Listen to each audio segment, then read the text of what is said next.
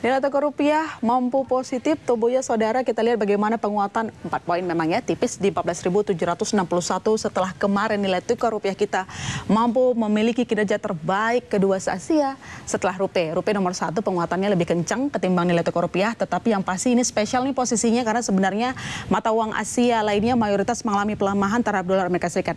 Tapi nilai tukar rupiah bilang bye-bye, nggak mau di posisi merah seperti itu, mengikuti dari nilai tukar rupiah yang positif. Indeks harga saham gabungan juga masih melanjutkan penguatan saudara, dia menguat 0,88%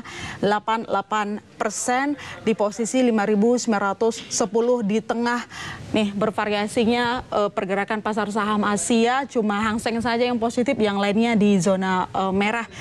Selain itu saudara, memang sekarang kita masih oke kinerjanya untuk indeks harga saham gabungan dan juga nilai tukar rupiah.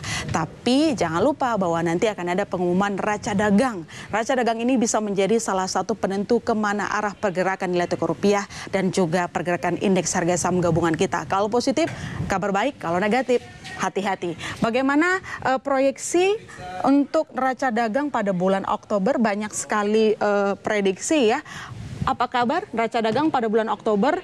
Ini beberapa ekonom dan juga pelaku usaha yang memprediksi beraneka ragam. Ada yang bilang surplus, ada yang bilang kita akan kembali mengalami defisit. Mirdal, nggak yakin tuh kalau kita bakalan surplus lagi seperti September, karena September kemarin kan kita surplusnya mencapai 230 juta dolar Amerika Serikat per barel.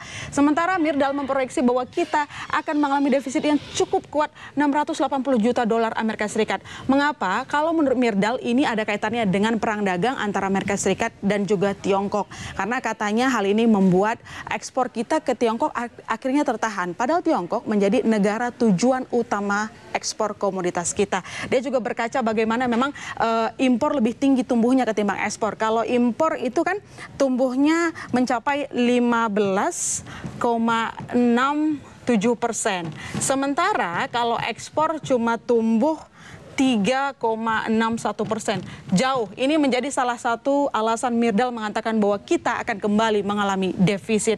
Seirama dengan Mirdal, saudara, David Sumual juga mengatakan bahwa kita akan mengalami defisit, cuma lebih rendah ketimbang Mirdal. Mirdal ini sebenarnya tinggi sekali ya proyeksinya untuk defisit neraca dagang. Kalau David Sumual mengatakan kita akan mengalami defisit 306 juta dolar Amerika Serikat.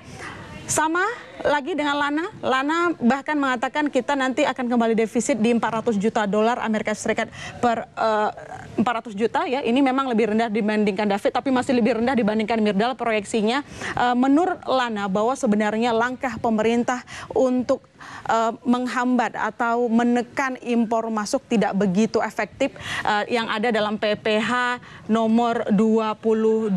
Menurut Lana bahwa ini agak sulit ya saudara ya. Menurut Lana, PPH nomor 22 ini tidak cukup membuat impor kita bisa ditekan karena menurutnya strukturalnya aja belum dibenerin. Jadi sulit sekali bahwa kita akan kembali surplus. Apalagi menurut Lana bahwa memang secara musiman saudara kita akan mengalami peningkatan impor pada bulan Oktober mengikuti kebutuhan Natal dan juga Tahun Baru yang semakin meningkat. Jadi belanjanya kita akan meningkat di bulan Oktober.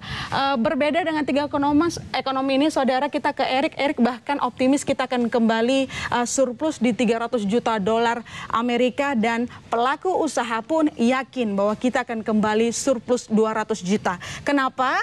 Karena ekspor biasanya akan meningkat di bulan Oktober. Jadi ini yang membuat pelaku usaha dan juga Erik ini optimis bahwa kita akan kembali mengalami surplus neraca perdagangan.